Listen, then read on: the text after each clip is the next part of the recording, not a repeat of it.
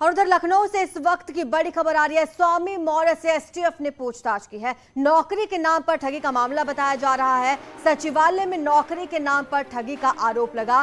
स्वामी मौर्य के तत्कालीन सचिव पर यह आरोप लगाए गए हैं। अरमान खान पर लोगों को ठगने का आरोप है। स्वामी मौर्य के श्रम एवं सेवा योजना मंत्री रहते हुए नौकरी दिलाने के नाम पर ठगी का मामला सामने आया था और अब इस मामले में छानबीन जब हो रही है तो पूछताछ का सिलसिला भी शुरू हो चुका है। आपको बता दें, बड़ी खबर आ रही है। स्वामी मौर्य से एसटीएफ ने पूछताछ की है। नौकरी के नाम पर ठगी का मामला है। सचिवालय में नौकरी के नाम पर ठगी की गई।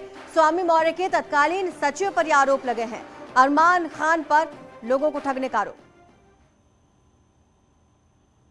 ज्यादा जानकारी हमारे संवाददाता ऋषभ मणि त्रिपाठी हमें देंगे। ऋषभ मणि, लगातार जांच पड़ताल की जा रही है और अब तो पूछताछ का सिलसिला भी शुरू हो चुका है। कई और अहम खुलासे हो सकते हैं इस दौरान। देखिए, योगी आदित्यनाथ की पहली सरकार में श्रम एवं सेवा योजना मंत्री थे स्वामी प्रसाद मौर्य।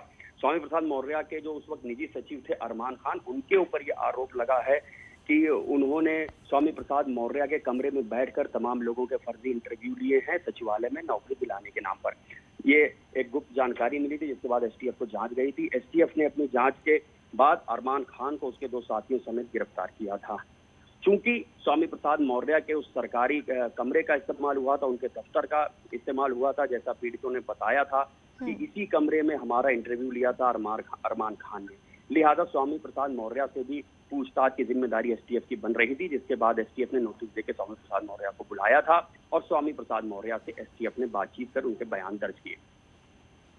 तो अरमान खान पर लोगों को ठगने का आरोप लगा था और स्वामी प्रसाद मौर्य से अब पूछताछ की जा रही है। कुछ और खुलासे हो पाए हैं इस पूछताछ के दौरान अब तक? देखिए, अभी जो पीड़ितों ने शिकायत दी थी, उन्होंने जाहिर तौर पे अरमान खान का ही नाम लिया था कि यही वो शख्स है जो इंटरव्यू ले रहा था। इसके साथ 2 और शख्स थे, वो कुशीनगर और 2 कुशीनगर के और एक लखनऊ के रहने वाले थे। इनकी गिरफ्तारी एसटीएफ पहले ही कर चुकी है। अब ये बात जानने की कोशिश एसटीएफ कर रही है क्या अरमान खान को स्वामी प्रसाद मौर्य का कोई समर्थन प्राप्त था। चूंकि अरमान खान स्वामी प्रसाद मौर्य का निजी सचिव था, उनका करीबी था, कुशीनगर का रहने वाला भी था। हालांकि जो पूछताछ हुई है, अभी तक हमें सूत्रों से जानकारी मिल रही है स्वामी प्रसाद मौर्य की कोई बड़ी भूमिका खुल के सामने नहीं आ रही है, लेकिन उनकी जिम्मेदारी जरूर बन रही थी, चूंकि उनके सरकारी दफ्तर में ही फर्जी इंटरव्यू लेने का आरोप लगा है, जिसके एवज में पैसा भी दिया गया। चलिए, शुक्रिया आपका ऋषभ मणि इस तमाम जानकारी के लिए। और इसी बीच गाजियाबाद से बड़ी खबर आ रही है, जहां रफ्तार का कहर देखने को मिला। कांवड़ियों की बाइक डिवाइडर से जा टकराई है। बाइक सवार कांवड़ियों की मौत हो चुकी है। 3 बाइक सवार कांवड़िए थे, हरिद्वार से जल लेकर दिल्ली के लिए लौट रहे थे और मसूरी इलाके में ये घटना हो गई। तेज रफ्तार का कहर एक बार फिर से देखने को मिला है। गाजियाबाद में कांवड़ियों की बाइक डिवाइडर से टकराई। बाइक पर 3 लोग सवार थे और तीनों ही कांवड़ियों की मौत की खबर है। ये तीनों हरिद्वार से जल लेकर दिल्ली के लिए लौट रहे थे और इसी दौरान हादसे का शिकार हो गए।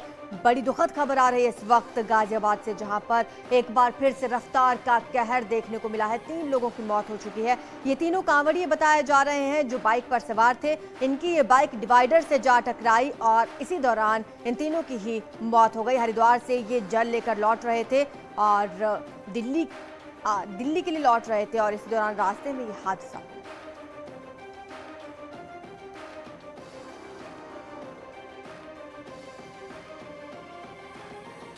आपको बता दें कि सावन का महीना चल रहा है और इसी दौरान आज शिवरात्रि है, जिसके चलते कांवड़िए अपने अपने घरों की ओर लौट रहे हैं। और इसी बीच जब कांवड़िए लौट रहे थे तो रास्ते में बाइक सवार 3 लोगों की दुर्घटना में मौत हो गई। ज्यादा जानकारी हमारे संवाददाता अमित राणा हमें देंगे। अमित, कुछ वजह सामने आ पाई इस दुर्घटना की?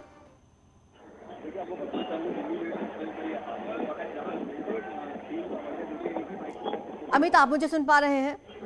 जी बिल्कुल सुन पा रहा हूँ। कुछ वजह सामने आई अब तक इस हादसे की? इसके पीछे जो वजह बताई जा रही है, रफ्तार और उनका हेलमेट ना पहनना है। क्योंकि जिस तरीके से आ रहे थे, तीनों ने ही बाइक पर हेलमेट नहीं पहना हुआ था और तेज रफ्तार बाइक चल रहा है, जहाँ तीनों ही कांवड़ियों की मौके पर मौत हो गई। वही दूसरी घटना कबीरनगर थाना क्षेत्र में हुई, वो भी एनएच लाइन पर ही हुई, जहाँ स्कूटी डिवाइडर से टकराई। अजीत नाम के कांवड़ी की मौके पर ही मौत हो गई है। शुरुआती बात में बताया जा रहा है कि चारों ही कांवड़ियों ने हेलमेट नहीं पहना था और तेज रफ्तार से चल रहे थे, जिसके कारण का संतुलन बिगड़ा। संतुलन बिगड़ने के बाद स्कूटी और बाइक दोनों ही डिवाइडर से टकराई, जिसके कारण इन कांवड़ियों की मौत हो गई है। पुलिस ने शव को पोस्टमार्टम के लिए भेज दिया, साथ ही परिजनों को भी सूचना दे दी गई है। अच्छा, ये 3 बाइक पर सवार थे, क्या कुछ जानकारी मिल पाई है? कहाँ के रहने वाले थे तीनों दोस्त थे या एक ही परिवार के थे?